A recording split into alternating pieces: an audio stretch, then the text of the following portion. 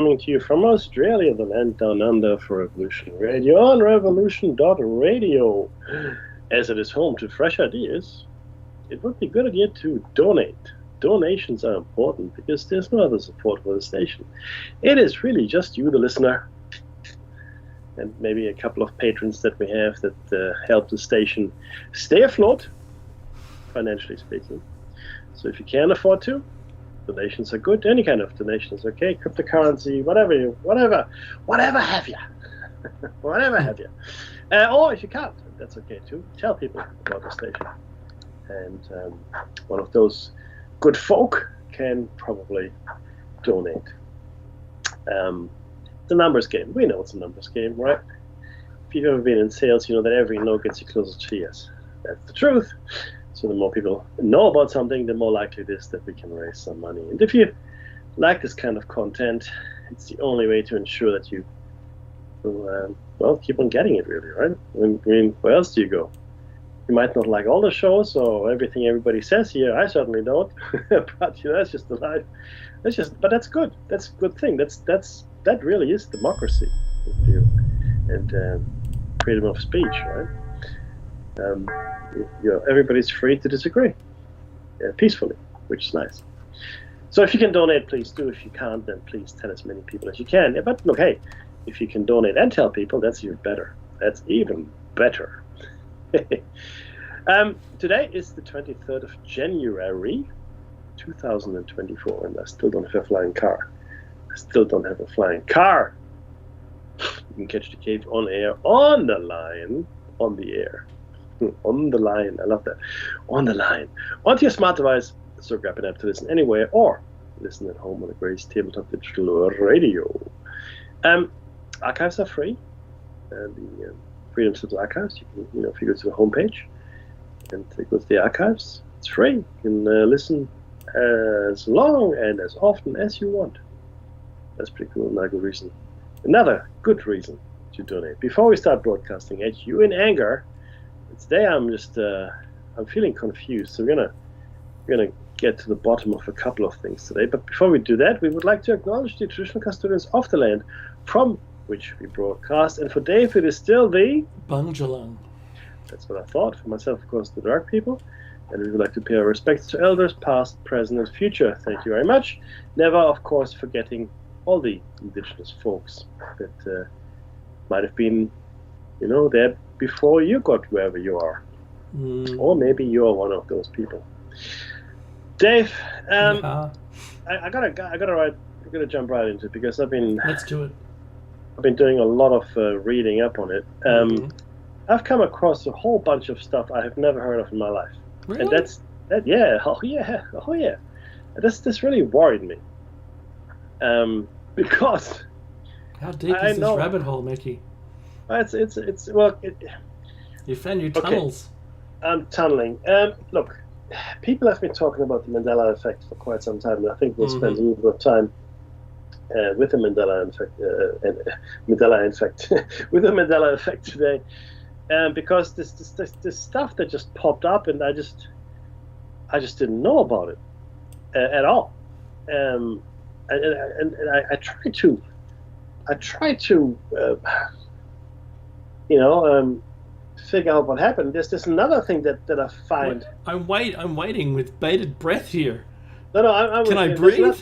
Please go ahead. And there's another thing I'm really confused about, which had to do with the Hindenburg disaster, right? Uh-huh. So, but I'll put that out there. But those are two of the Mandela effects. I mean, there's so many Mandela effects, it's not even funny. But before we go there, two things. One, I did find my book, the one I was talking about. That's good. Yeah, I did. It's in fact called The Genesis Race. It's in fact it was written by Will Hart. I went to, he was actually presenting it at one of the Nexus conferences back in the 90s when I saw him. And I think he spoke about, it wasn't peak oil. That doesn't matter. Anyway, point is, found it. But what I can't find, the second thing I'm just going to talk about, what I can't find is on the net, and I've used many different browsers now, okay? I can't find any good references to agricultural development. I can find a lot of stuff about agriculture, don't get me wrong. What I'm interested in is a good study, a good write-up on the genesis, the evolution of agriculture, domestication of animals. I mean, that's okay. I get it, right? That's easy enough to accomplish because there's an immediate payoff, as we discussed. But I don't see the payoff with edible grasses at all, right? I mean, if you're collecting tubers and berries and even fruits, it makes sense. Well, I want to have apples all the time, so I'll take a few seeds, I plant an apple tree, and in a few years' time, I've got an apple tree and I've got apples, right? That makes sense. Even if they're small apples, over time they could get bigger. I get it, but the payoff is immediate. I can eat this apple. There might be small apples, but I can eat them. I look at grasses, though. Okay, regular grass and edible grasses don't seem to be giving me an immediate payoff. From a caloric point of view, like I don't get the calories that I need in order to justify further study. But what must have happened at some point that somebody did do that, and not only just a little bit, but people always said that the question that was cities was had an answer. Of course, the answer was agriculture. You see cities? Cities? Question mark. The answer is agriculture and domestication of animals, but certainly agriculture. So I can't see people taking up agriculture before there were cities. But alternatively, I can't see people settling down before they had agriculture. So that's right. Well, don't forget. Let's just. I'll approach you from a different way, because you said that. So, the edible grasses, I suppose, anthology began, according to science, 10,000 years ago, and that's it. They're not looking any further back than that, and that is the date that they locked arms and decided, screw you, everybody else, we're going with that date. And that's it. They won't budge. Yeah. It's astounding. And look, there's of course there's evidence that agriculture was being undertaken. Right? Göbekli Tepe. What about the underground city? Yeah. There's actually more than the one that we've found. I think there was one in France. There was another one. Oh, heaps, yeah. What about that huge, quarried space in China? Yes, that too. Right. The one in Turkey was meant to have housed 20,000. That's right. Like something like 20 stories on the ground or more, right? Yeah, totally. So this was significant earthworks, if you will. Now, you're right. You're right, and in fact, we're going further back in time. There's Nan Madol, which is the city in the Pacific. It's only meant to be 1,000 years old or 1,200 years or whatever. And there's the massive complex in Indonesia, which is worked by an Indonesian archaeologist, but completely unrecognized by the rest of archaeology. And I've been spending a lot of time watching Graham Hancock as well. But I still have trouble understanding the genesis of edible grasses. I really do have a problem. Again, like I said, fruit, even vegetables, tubers like potatoes or parsnips. I get all that because that's hunting and gathering. That's not gathering, right? You gather. Now, I submit here that the first cities that we had, right now, in after the catastrophe, I'm talking about, right, mm-hmm. were in fact built by hunter-gatherers. Okay. And they were built by hunter-gatherers because that's what they were used to, or that's what they remembered they had in the time before the catastrophe, before the melting of the ice. Well, think about how long it would take to start up agriculture again. Yeah, of course. It's not the first day. No, and the thing is this: it's not the stories are of the land exposed to air again. and the stories are that people were taught agriculture and beer brewing and all kinds of things, but they were taught after the flood. and they were given seats. They were taught. I mean, there's no point teaching you something if you don't have anything to do it with, right? And I suspect that seed banks like we have today were used back then as well, and survived the flood, etc. And we don't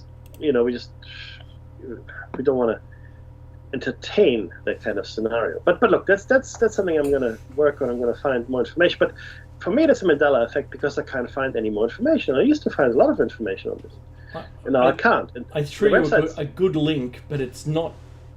It like this, like I said, it's the lockstep 10,000 years ago. That's it. Yeah, that's it. But I used to have them. They used to be there. Really? Wow. Yeah, and now they're not. And a lot of look, I post a lot, right? And I go back in time and look at my Facebook and other places, even in the show notes. And the show notes always contain the links if the reference is from the internet. Mm-hmm. And like I said, probably 30-40% don't work anymore. Right? They don't exist. They're not there for various reasons we discussed. But so for me, that is a kind of a Mandela effect, unless someone is clearing up the internet. The one thing that unless really, they're clearing up, they are clearing the internet anyway. Give me a dustpan. This really, and I was just watching one documentary after another, to be honest with you, and then I was watching a whole bunch of Mandela effect stuff as well, and then I came across one that I hadn't come across before, mm-hmm. and that's the. I don't know if you guys heard about this. If you have in the chat, please tell me. It's called the Black Tom explosion. The Black Tom explosion, and it was the largest artificial non-nuclear explosion on the American continent in history, and one of the largest ever globally. This explosion, the largest non-nuclear explosion. Okay. On the in the United States ever, and what it was, it took place in New York Harbor, and there was like a munitions depot. It was a Black Tom Island, in fact, and it's Railroad right next to Yard in 1916. Correct. It's right next to Liberty Island. That's right. Now the thing is this: I came across this on not a Mandela site, but one of those documentaries, and the guy that presented these Mandela effects, quite good actually. He had made a video about Black Tom explosion years ago, and he said that the information that he had probably 5-6 years or even 7 years ago, there was just nothing on the net. He said there was nothing. I couldn't find anything. Right? So it's just the information that I got was very, thin. Right? But he made a video anyway, so he went on the record back then. And now you Google it, he says, and you find oodles of information. Not only do you find oodles of information, you find a video, film. Well, it's obviously it's black and white film. It's not video. It's black and white film of the event, and he didn't find any of that before, right? And not only that, this I didn't know. The explosion significantly damaged the Statue of Liberty. Oh, there was shrapnel in it. Well, apparently, right? And in fact, it damaged it so much that nobody was allowed to go up into the torch anymore after 1916. Did you know that? Because, while I personally, I never went up to the Statue of Liberty, but apparently a lot of people remember going up into the torch. Yes, that's right. Yeah, you could view out there. Well, no, not since 1916 apparently. Oh. Exactly. It wasn't open at all. From 1916 onwards until today, the torch was never open to the public. That's the new history. Yeah, I know, right? What? And the thing is this, and nobody ever talked about it. When people talk about it now, there was something, I think, on the History Channel or National Geographic, and the reporter that did the story said, I had never heard about this. I had never heard about this. This was completely new to me. So it was actually an act of sabotage by German agents for the German Empire. This was World War I, remember. And the Germans wanted to destroy the munitions that were being shipped to help. In fact, the Russians. This was meant to go to the Russians, help them fight World War I.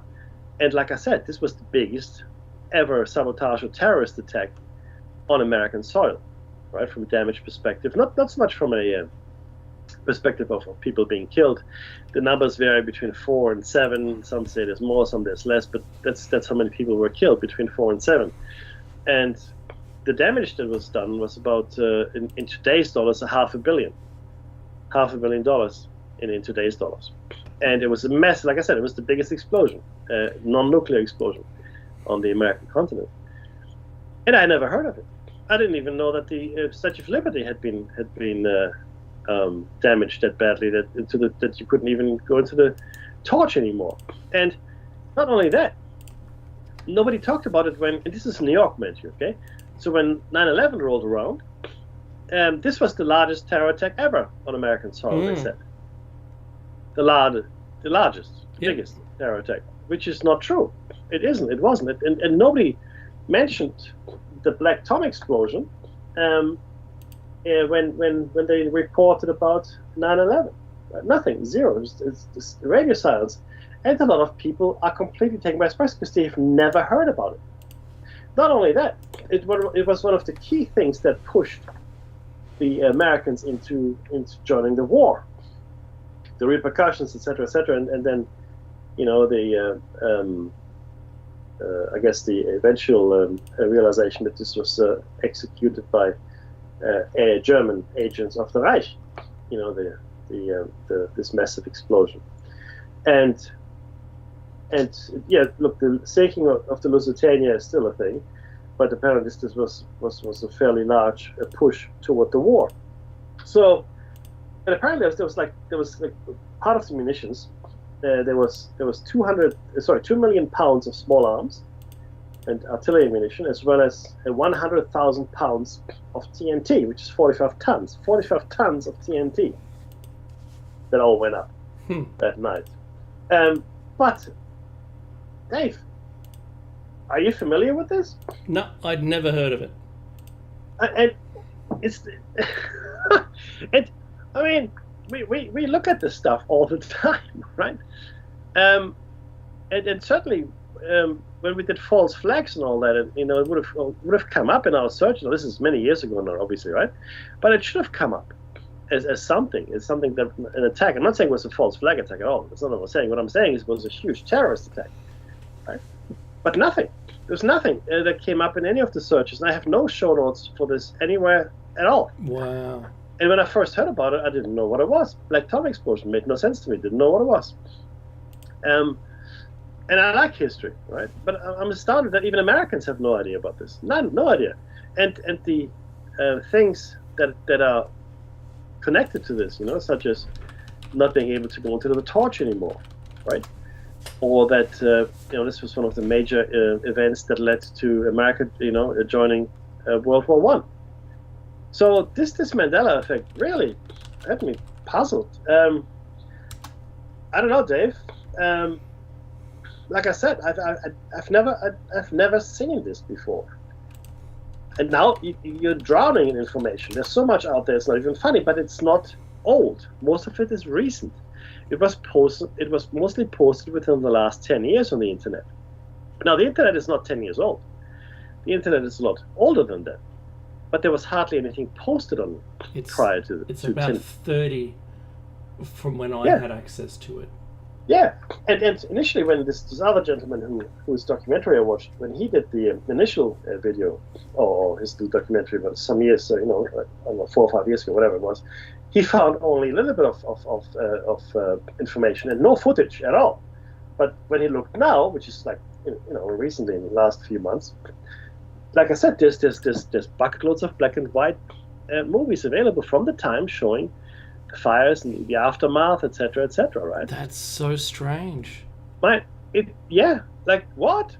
In my mind, it even beats the Berenstain, thing. But there's one other one, Dave, which really. So in the Hindenburg, to the best of your recollection, right? Oh, the humanity. The humanity. How many people died? I don't know, 160 or something. Well, I always thought it was all of them, because it was like minutes for this thing to fall apart and burn down and blow up, right? Essentially. So, from what I can remember, I didn't think very many people survived at all, if any. Now, apparently, only 36 people died. Wow. Yeah, yeah. And the crew alone was 61. I don't know how many passengers there were. Let me just double check this. I'm not sure. But only 36 people died. Okay, here we go. Yeah, fatalities, total 36. Crew, there were 61 crew and 13 survivors, 62. 23 passengers and 39 crewmen. So about 50. No. So 35. Yeah. So 30% of passengers thereabouts died, right? 30 something percent. The rest survived. I thought they all died. I really did. Or maybe only a couple of survivors, but no. So this is again, it took me by surprise when I saw that, right? And it's really so. Yeah, there were 97 people on board and 35 died. So when did all of this change? This is the question, all right? And this is really interesting because the Mandela effect, as some of us remember Mandela dying in prison, others do not, etc. Yeah, I thought he had died in prison as well, but what do I know? And it's a false memory. I mean, that's the whole point. Of course, it's a false memory in this reality. Yeah, absolutely, it's a false memory because that's not what happened here, right? That's, I mean, it's stupid to say it's a false memory. Well, it's a false memory, but it's not a false memory for people that remember it that way. Maybe for some people they might misremember it, but for others, no, this is what it was. They say, no, this is what I know happened, etc., and other Mandela effects as well. And so, are we seeing the intrusion of one reality over another, or several being overlaid? Is that what's happening here? Are there changes being made? Well, it looks like in history, going back in time. Well, and because every single change is supposed to spear off another, universe with that change in it. Wow. Look, the Mandela effect fascinates me no end. Okay. It's a fairly recent coinage, the term that is. But the things it describes are the slippage of realities. And I experienced it myself. Dave has experienced it, right? Like, I have, and when it happens, it's small things. Usually, for me, it's small things that have changed. It happened to slip in a little while, which is good. Just stop slipping. Stop slipping, because every time I slip, in recent times at least, Dave is worse. Dave tells me, this is one thing that I can't get over. It's the one thing. Dave suffers from chronic nosebleeds. In fact, I think they're congenital, right? Yeah. And so do I, and so did my father, and did my eldest daughter, and now, but we seem to have fixed that. Touch wood, which is great, with the proper treatment. That's all goodness. I think even knocking on wood causes mine to happen. I'm not going to do it. Yeah, and I can't believe we never discussed it, right? And then I mentioned it to Dave, that happened to my daughter, and he said, "I've got the same thing." Yep. And I just did what? And this. Okay, look. I mean, of course, we may have missed out on talking about it, but I was just taken aback because I just know. Then every time I feel I have slipped, and Dave's got another ailment. His bones are sponges, and his lungs have teeth. And my brain. Oh my! Yeah, I got a tooth in my brain as well. It's all good. So, don't you have one? Well, I hope not. But oh, thanks. So these slippages, in my opinion, are real, and I think it happens all the time to all of us. We just don't notice it because they're so tiny, and I think it's tiny enough that you put your keys somewhere. The keys are here. Here are the keys. There are the keys. There they are. Boom. Good. Okay. No. Then they're gone. Oh. Oh, where are they? I don't know. Look everywhere, right? And then you come back a half hour later, and they're exactly where you That's right. thought they were. I've got a great story for that. Really good story. Had a phone. This was in Singapore. I was sharing a hotel room with a friend of mine, and we couldn't find his phone. I think he couldn't find his phone, or I couldn't find my phone. One of us couldn't find our phone, right? But I know I had put my phone in my shoe. Or he put his phone in the shoe. I can't remember whose phone it was, but it was in the shoe. That's where it was, right? I think it was mine because I put it in the shoe. And he called the phone, and we couldn't find it. I mean, obviously I took the shoe, and the shoe is not the shoe. So where's the phone? I don't know where the phone is. Let's find the phone. We tried to find the phone. We called the phone. Nothing. Hotel room was phoneless. Right? This was one of those old brick phones, right? Yeah, This wasn't one of those newfangled smartphones. Little slim. Yep. It could take out your hip if you wore it on your belt. Yeah. Okay. So that's some weight there. Couldn't find it. Okay, fine. Go outside, I don't know, go for a walk or lunch. I can't remember. Whatever it was. Go back, and there it is, in the shoe. Wow. What? How is that even possible? How is that even possible?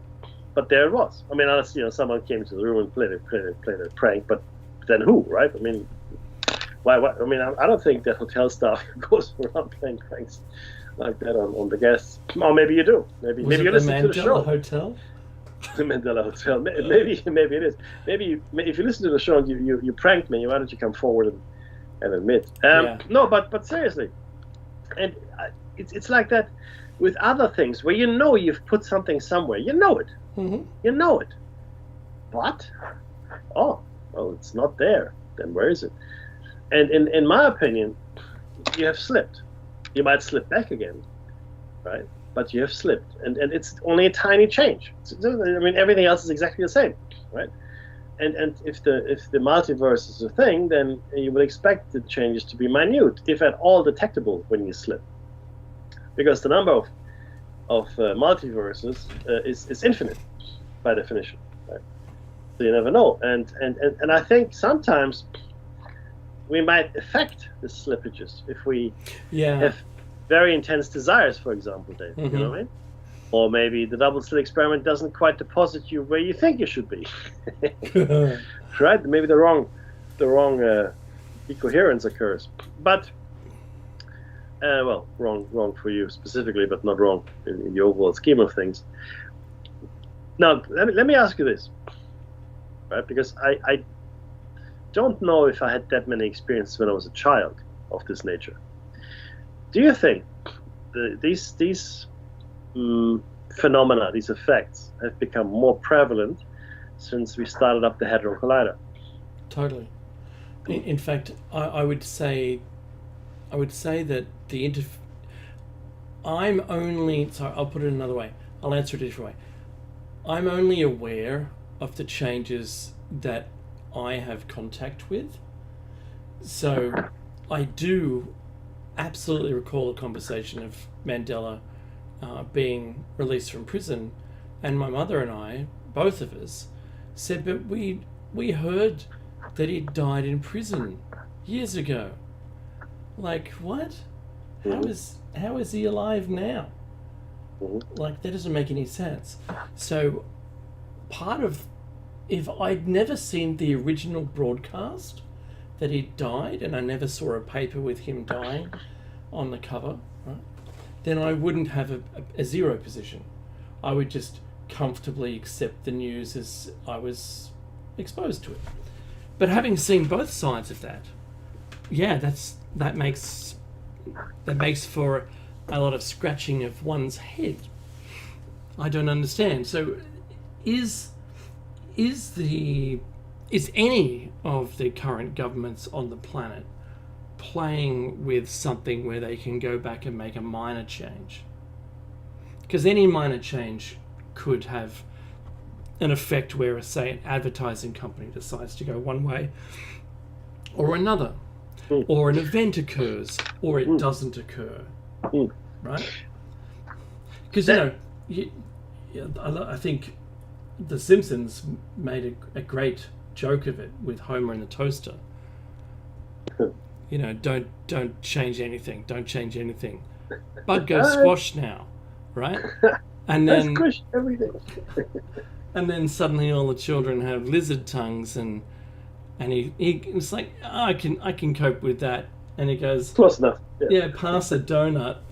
What's a donut? What's a donut? Ah! And then as he's trying to go back and change more things to get donuts back, it's raining donuts. It would have been a pretty good existence there, but he skipped it. It's raining again. That's right. But you know what I find? Actually, this is a good example what you give as well, with Homer understanding all the change and knowing what happened. Mm-hmm. So then the question becomes is, why do some people remember one thing and other people remember something else? Yep.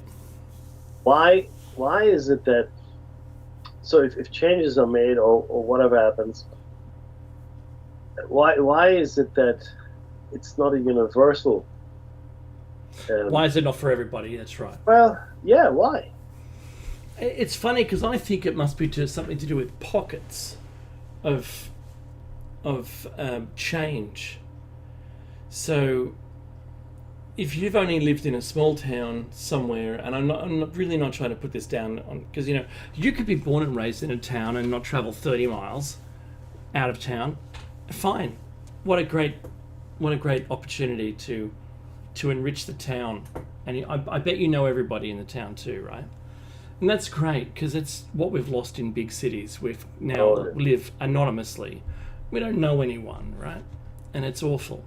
So I think the value that you have there is amazing. But I'm going to say, if you're not exposed to very much, maybe you don't get to see it.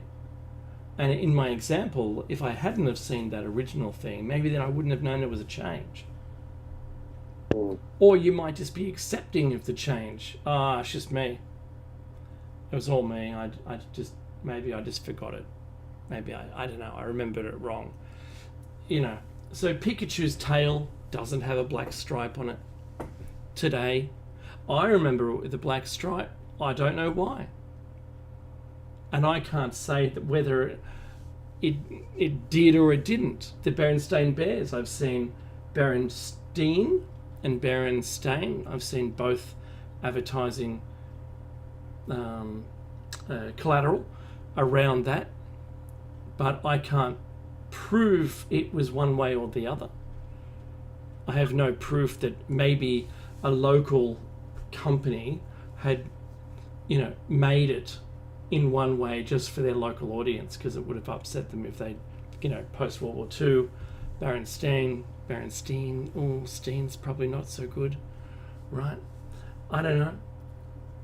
So that has made, but I think more likely, because of the physics of, like, you could call it torsion field if you like, it's a rotating cylinder, and right in the middle of that rotating cylinder, crazy Einstein maths is apparent. So right in the center of that vortex of stuff going on, all the equations just go bizarre. And it could be that is what the Large Hadron Collider creates while it's turned on and it's rotating those things around, the electrons, right? Protons, about to smash them into each other. But right at that moment, maybe the reason why we have to build a bigger one yet, because they want to build one 10 times bigger, is because the portal is only so big. It's only just big enough for a person to go back and act on something. Because maybe that's it. Maybe you want to get a vehicle in there, or a tank, or, I don't know, a larger explosive. I don't know.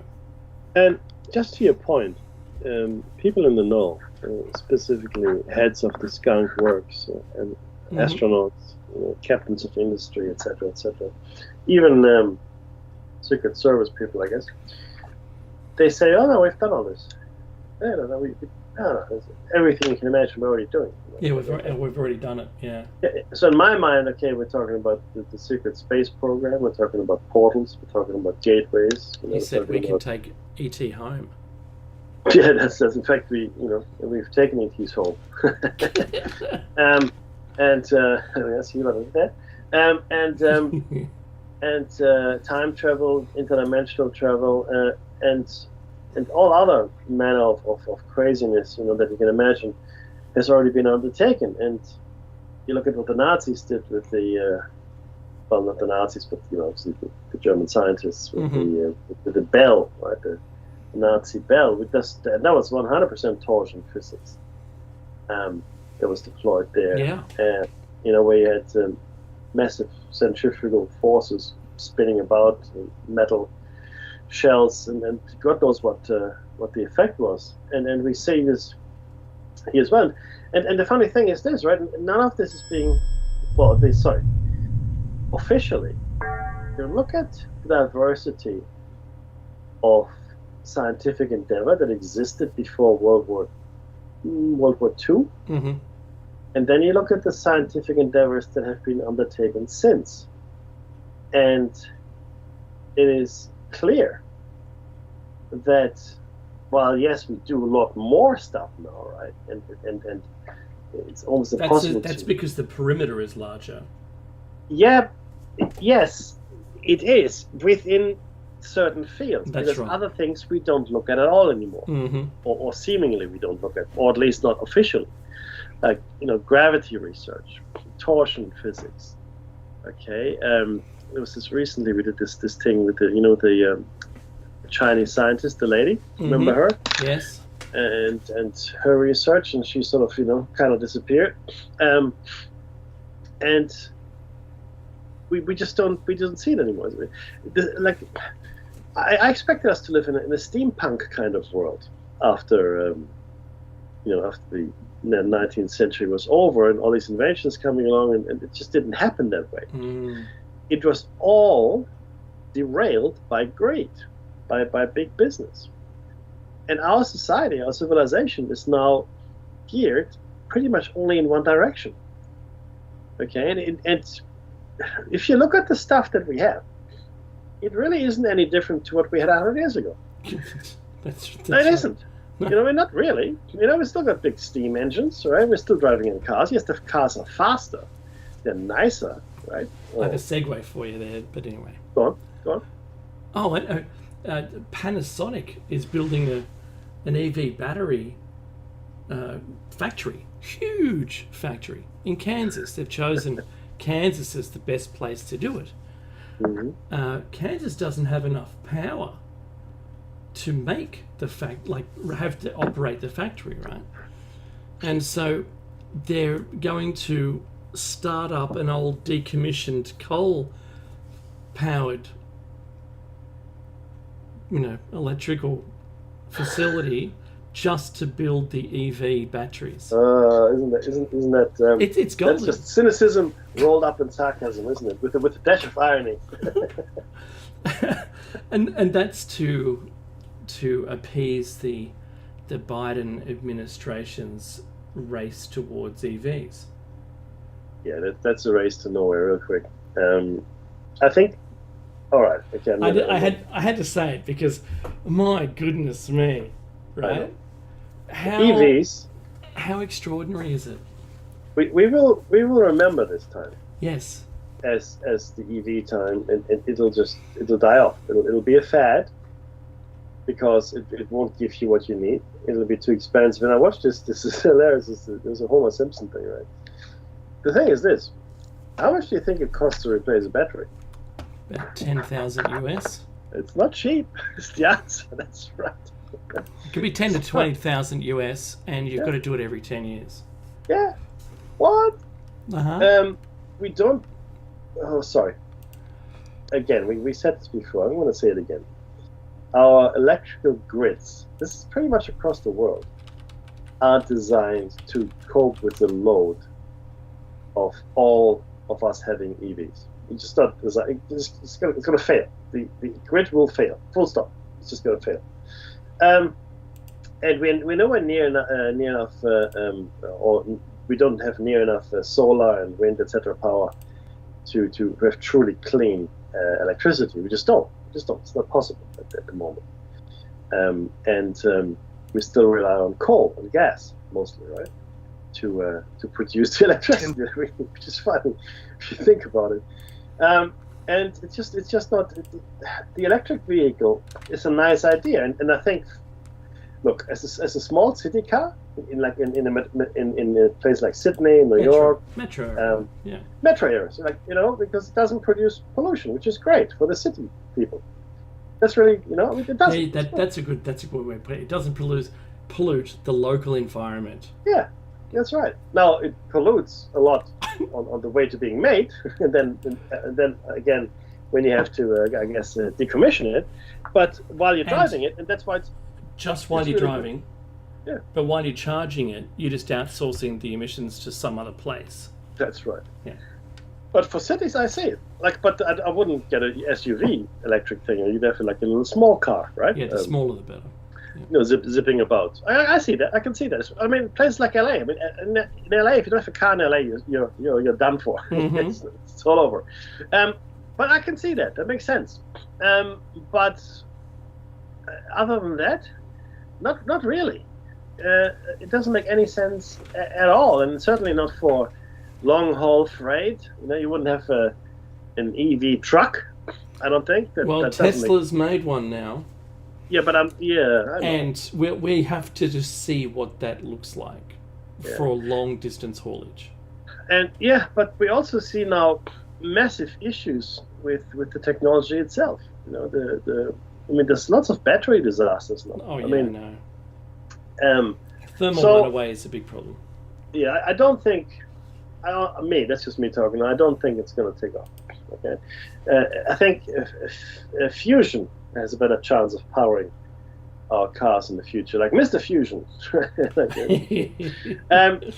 But we are sort of stuck. But there's certain things we just don't pursue anymore, science. And I watched a lot of Graham Hancock recently as well, Dave, I'll be honest. Mm-hmm. And he made some really excellent points around established scientific thinking. Of course, in his case, it was more around archaeology and such.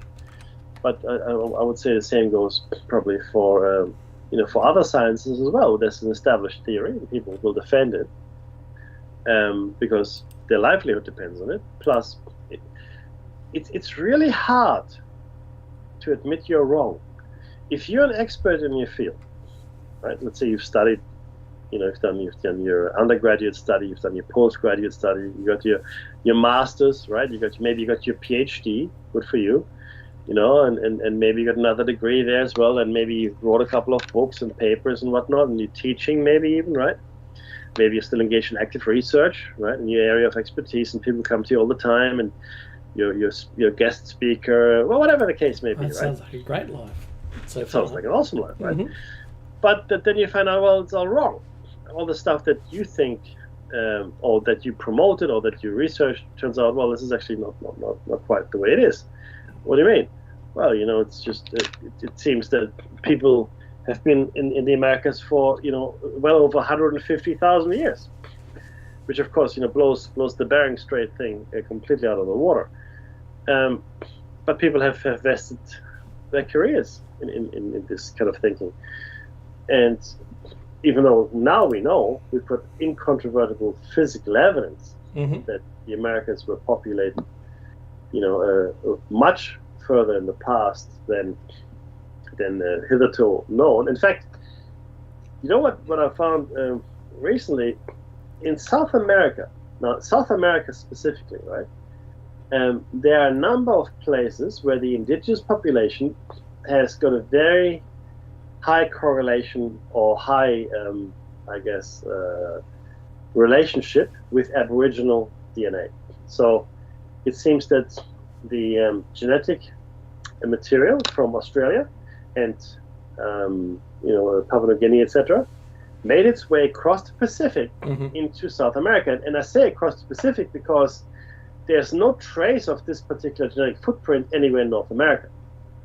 Wow. Now, if Australians had gone, across, into Papua New Guinea, then into Asia, and then across the Bering Strait, and down into North America, and then into South America, then you would expect to find genetic traces all along the way. But no, only in South America, which of course then points to the fact that they must have come across the Pacific somehow. which of course again flies in the face of everything as well. Right? So what what do you do with those information? Well, you don't talk about it. No, you don't talk about it, Mickey. That's ridiculous. Talking about it. Yeah, and it's funny as well. This is interesting. Robert Shaw and John Anthony West. Yeah. So John Anthony West was a amateur, just like Schliemann, and he was the first guy to recognize the Sphinx, or to claim that the Sphinx is older than what we think it is, right? Mm-hmm. And he brought in Robert Shaw, who was a Boston University geologist. You all know him, I'm sure. And he goes, yeah, you're right. This is water erosion. It's water erosion. Yeah. And the last time that sufficient precipitation existed was some 11, 12,000 years ago. Mm-hmm. And the key argument that Mark Lehner and Zaher Hawass made during the debate at that time, well, show us a shred of evidence from a culture that old. There's nothing that old. There's nothing that builds structures like this one anywhere on the planet. Mm-hmm. Of course, today we know that it's complete nonsense because we found Göbekli Tepe, which is just a spit away from Egypt. And what did the lead Egyptian Zaher Hawass? Yeah. What did he say? He goes, what? Have you heard of this? This was recently. You're making this up. Yeah, exactly. So Graham Hancock recently. I love that footage. It's fantastic. It's unbelievable. So the same Zaher Hawass who was debating with Schoch and Lehner, John Anthony West rather, back this was the 90s, is still around, and he was now debating with Graham Hancock. Well, he didn't really want to debate. He just wants to ignore Graham Hancock. And Graham Hancock says, well, he goes, well, the thing is, there's nothing as old as that. He still says it, right? Yep. And then Graham Hancock says, well, what about Göbekli Tepe? He goes, what do you mean? Well, Göbekli Tepe in Turkey. It's literally, it's not that far away. That's right. You could walk there if you wanted to from Egypt. You could. He goes, and then he goes to his colleague Zaher Hawass. Have you heard of this Göbekli Tepe? No, this is the head. That's right. This is the head of Egyptian archaeology in Egypt. So an archaeologist, okay? And he had no idea that Göbekli Tepe was a thing. Oh, it boggles the mind. You drink fine wines, right? You dine with the right people. You talk to, a small circle of people who are just agreeing with you. When are you going to learn? Never at the time. Too much hobnobbing, Dave. Too much hobnobbing. I haven't heard that. I didn't think that would. Too much hobnobbing would be a phrase, but anyway. Clearly it is, my friend. But it is this. And again, if you haven't seen the debate between John Anthony West wasn't allowed in the debate because he's not credentialed. He doesn't have a PhD. It was only Robert Shaw and Mark Lehner and Zaher Hawass that were actually having the debate that was videotaped. So John Anthony West wasn't allowed. And so you watch these things, and the mind boggles because common sense is just not applied. And it's almost as though these sciences exist in a vacuum. So if you're a physicist, then that's what you do. If you're a chemist, then that's what you do. If you're a geologist, then that's what you do. If you're an archaeologist, then that's what you do. Or at least back then, maybe now it's changing. Sorry, mate, I couldn't hear a word you're saying because I was in a vacuum. And this is the funny thing, right? As an archaeologist, right, you should be interested in geology. Mm-hmm. I'm not saying that you have to be an expert in geology. I'm not saying that at all. But you need to understand geology in order to date things. Yes, that's right. How else would you do it? This is what's called relative dating, right? When you go into the layers as opposed to absolute dating. And you should have at least a rudimentary understanding. And if something else comes along, you should respect the opinion of geologists because that's a hard science. Okay? They will point at something, well, this is what that is, and we know this because that's what it is, right? That's right. So you can argue with it until you're blue in the face, but it's still what it is. Just because you don't like it. See, this is the see, now you're onto something. See, this is the critical thing. As they were having this debate back in the 90s, right? The, Mark Lehner and Zahir was kept saying, well, show us one shred of evidence of a culture that existed then. It's just anything, anywhere, anything. I mean, now we can, but back then we could. Not really, right? But that shouldn't be. That's irrelevant completely, because here's the Sphinx, and the physical evidence is that the weathering on the Sphinx was caused by rainfall. That's the physical evidence. That's what geology says. It's a science. If you say that geology is wrong, okay, that's a whole different debate, though, right?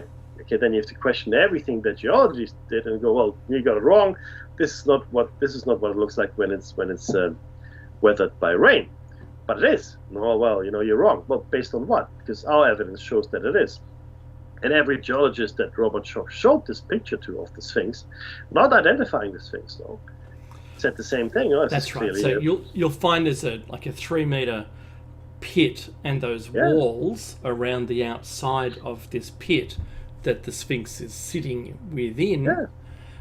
They're the locations of this crazy water erosion, and it's visible. Even the Valley of the Kings, the walls of that Valley of the Kings also exhibits the identical erosion to water. So ignore it if you like, it's there. So what you have, it's actually the temple complex in front as well. I forget the name. Because you got the Sphinx, and in front of the Sphinx you got two temples, they show the same kind of weathering. So it is believed that what's the temple called? Luxor? No, is it Luxor? Oh my God, I don't know. I can't remember. I'll look it up. But anyway, it doesn't matter. The point is, the temple right next to right in front of the Sphinx and the Sphinx, they show these weathering patterns, and you can stand on your head, right? Geology says this is what it is, and I don't need any corroborating evidence for another culture, because here it is, this thing. Okay, not only that, some 12,000 years ago, the Sphinx would have been looking at the constellation of Leo. That's right. Directly looking at it, as it rose. As it rose, yeah. Because due to the unique astronomical behavior of the Earth, its wobble, etc., the sky changes over 26,000 years in cycles, and in the precession of the equinoxes. But it makes sense, because the Sphinx is not proportional, right? Every representation of the Sphinx that was made by Egyptians, right, is proportional. The head is in proportion to the body, because the Egyptians hated disproportionate things. You look at any of the artwork they have; it's all in beautiful proportion. It really is, right? And even the Greeks, because you could argue, well, the Greek pharaohs took over and they did it differently. No. But the Greeks even more so. So every Sphinx that was carved by the Egyptians to I guess honor the original Sphinx is all in perfect proportion. The head of the human head of the Sphinx is in proportion to the body it sits on. In the real Sphinx, of course, that's not the case. It's a tiny little head on the body of a lion. Tiny. In fact, it's painful to look at for me. Which in my mind, which in my mind, not just my mind, but obviously other people have said this as well, it was recarved by someone. There's a little nodule, Meki, at the base of the sternum of the chest, and that base, there's a little projection that comes out from, say, its lower chest, right between its maybe front limbs. It is thought that was actually the bottom of the mane of the lion that it was originally. Oh, really? Yeah. That was the I don't know, the innermost part of it, and it extended out supporting the head, the actual real head. Yeah, that actually makes perfect sense, right? Because that's exactly what it was. But you can't argue with these people. You can't do it. It's not possible. You cannot argue because this is no. Because we know better than you. And I remember, Zahir was always front and center for all things Egyptian, and saying, "Oh, the pyramids were built with love and all that kind of stuff." And love built it. Thanks, mate. Love can do anything. But you're kidding me. No, what? That's crazy, isn't it? Oh, you're joking. All right, look, hey, thank you so much for allowing us into your home for this very brief hour today. And be safe.